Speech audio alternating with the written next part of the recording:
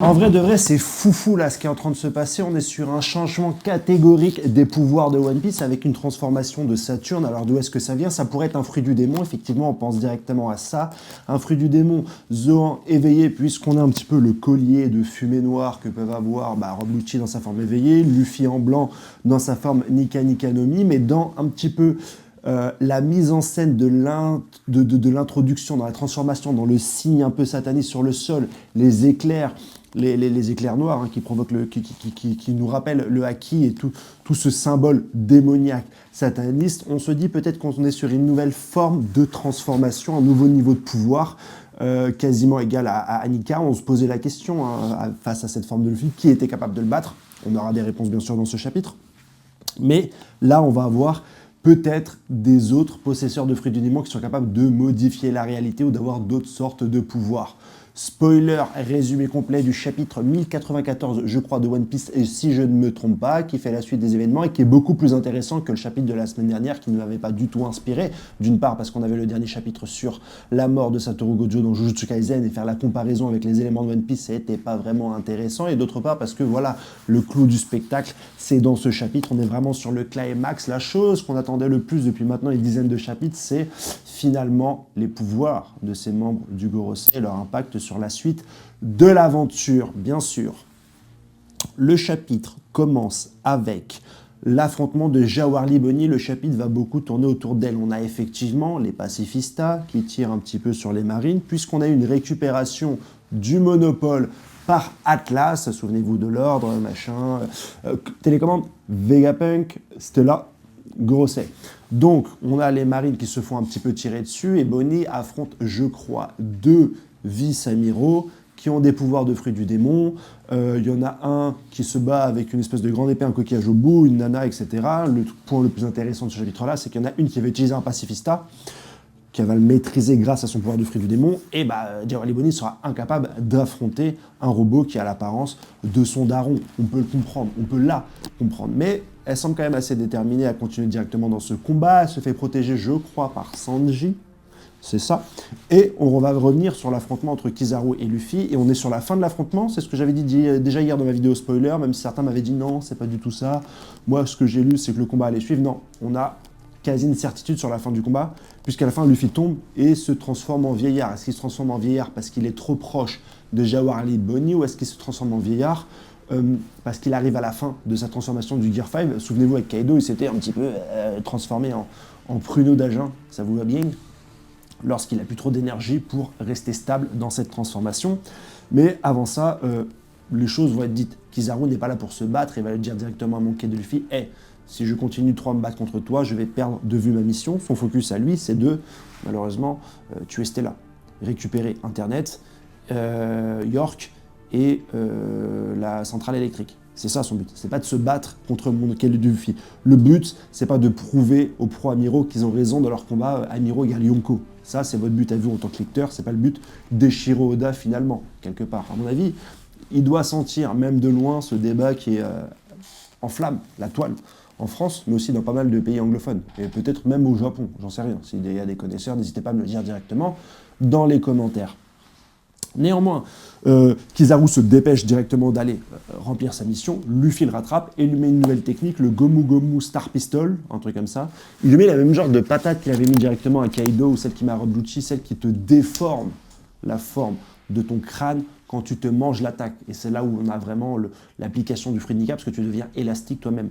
Je vous avais dit à la première application de cette technique qu'on ne voyait pas trop l'impact physique sur la personne, puisque si tu es en caoutchouc, comme Luffy, tu te manges une patate et ça ne te fait pas grand-chose.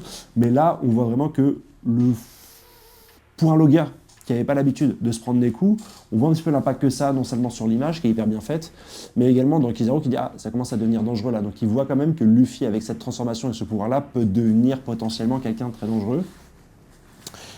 Kizaru dit qu'il ne faut pas que le combat s'éternise. Les deux tombent et en tombant, Luffy croise les yeux de ce cher Saturne. Alors lui, on le voit de loin, un petit peu dans l'ombre comme la dernière fois, et puis voilà, il a une entrée qui est symbolisée par pas mal de références au satanisme. Déjà sa forme, il est un peu chelou. On dirait une fusion de... Apparemment, c'est inspiré d'un yoka au Japon. C'est mi-araignée, mi-taureau, mi-scarabée, une bêtise comme ça. Mais son rituel d'invocation, tu as vraiment des flammes noires, des foudres noires, on ne sait pas si c'est des foudres de haki. Il est capable de parler à l'intégralité des personnes puissantes directement sur l'île, puisqu'il va dire aux pacifistas arrêtez-vous. Donc ça, c'est issu de son pouvoir, parce qu'il est au-dessus du docteur Vegapunk en termes d'autorité pour gouverner les pacifistas, Mark II. Mais là, tu sens qu'il est capable, qu'il a une voix qui transcende, omnisciente, omnipotente, qui parle au monde, et qui dit un petit peu arrêtez-vous, et forme de haki peut-être à la Shanks, ils s'arrêtent tous. Donc il a une forme peut-être de haki des rois démoniaques, de haki démoniaque. On va très certainement avoir une définition plus tard de ce que c'est que ce pouvoir. Ok, c'est une forme Zoan éveillée, mais il y a quelque chose en plus. Il y a quelque chose de démoniaque en plus dans l'espèce de croix de Satan, le pandémonium, je crois que ça s'appelle, qui est sur le sol, espèce d'invocation. Est-ce qu'il y a le réel Saturne qui est encore sur le bateau? Est-ce qu'il ne fait que invoquer une forme démoniaque lui ressemblant sur les lieux du combat? C'est peut-être aussi une possibilité. Parce que ça ressemble à un cercle d'invocation, pas à un cercle de téléportation. Alors, je ne suis pas expert en cercle, et dire ouais, ça c'est téléportation, ça machin, mais tu as compris ce que je voulais dire. Donc ici, il y a peut-être quelque chose à aller chercher, à aller creuser. Mais, petite parenthèse, mais à culpa, c'est des combattants. Pas uniquement des politiciens, je dirais même c'est des monstres. Donc, est-ce que les membres du Gorosei sont des combattants? J'avais pas tort, c'est pas des combattants, c'est des monstres. Vous savez comment je m'en sors? C'est pas mal. J'ai mis la veste pour pouvoir la retourner. La fin du chapitre. One Piece est en train de prendre une tournure quand même qui est assez particulière. Je sors de ma zone de confort. On n'avait pas l'habitude de ce genre de choses. On n'était pas habitué à voir d'autres formes de pouvoir que celles qui nous est montrées, soit les fruits du démon et le haki. Et là, on a l'impression, sans nous le dire et sans nous le décrire, qu'on a quelque chose de paranormal. Et les faits fonctionne, marche, puisque comme on a très vite expliqué ce qu'étaient les fruits du démon et ce qu'était le haki. Les fruits du démon assez vite, et finalement le haki, même si apparemment tu l'avais plus ou moins avant dans l'histoire, à partir du moment où il est réellement introduit et visible, on te l'explique, et là c'est la première fois dans le manga qu'on va pas nous expliquer directement ce qu'on est en train de voir en termes de pouvoir, en termes de transformation, etc., même s'il y a certains indices, la fumée pour les zones, etc., on ne sait jamais, on n'est pas à l'abri de savoir qu'est-ce qui se passe derrière ce pouvoir démoniaque. Et ça rend les membres du Gorosei et le chapitre d'autant plus obscur, glauque, lugubre. Et je suis mitigé entre « Waouh, Oda est en train de partir en couille, mais j'adore », et entre je ne sais pas ce qui se passe. Ça crée quelque chose en moi et c'est le but d'un art de faire créer des émotions à ceux qui la regardent, à ceux qui la lisent. Donc dans ce cas-là, je dis bien joué, Jawali Boni, te pécho un sabre. Et elle se rappelle d'un ordre qui a été donné au Dr Vegapunk. Et on entend l'ordre qui dit fais-le, le Dr dit Vegapunk dit attention, mais si je le fais, Kuma risque de perdre ça. 3 petits points et Jawali Boni plante directement. Un petit peu comme Arya avec le roi de la nuit dans l'avant-dernière ou la dernière saison de Game of Thrones. Elle le plante ici, vu la taille de l'impact, ça ne va pas vraiment shampouiner ce cher Saturne, mais elle en veut aux membres du Gorosei. C'est très certainement eux qui ont donné l'ordre sur Kuma.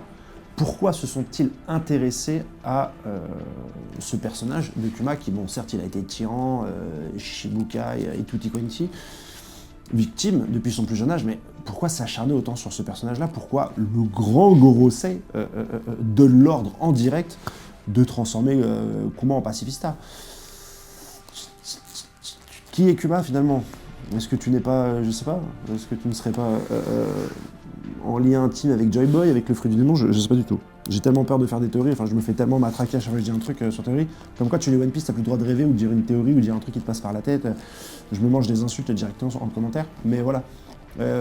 Kuma aurait très certainement un sens, un lien, quel qu'il soit, avec le siècle oublié. On se souvient aussi de son comportement qui est très similaire à celui du comportement du robot quand il a grimpé Marie-Joase Terre Sainte. Donc peut-être en lien, ce même robot qui est réveillé avec Nika. Beaucoup de choses autour de l'occultisme, beaucoup de choses autour de ce siècle oublié, et finalement, il n'y a peut-être pas que des secrets, il y a peut-être aussi des pouvoirs enfouis dans cette période qui commence à se réveiller, peut-être en contact avec Nika ou pas, l'avenir nous le dira. Mais One Piece nous surprend de plus en plus. N'hésite pas à me dire ce que tu veux en commentaire, ou à m'insulter, si t'as envie. Passe une bonne semaine, ciao.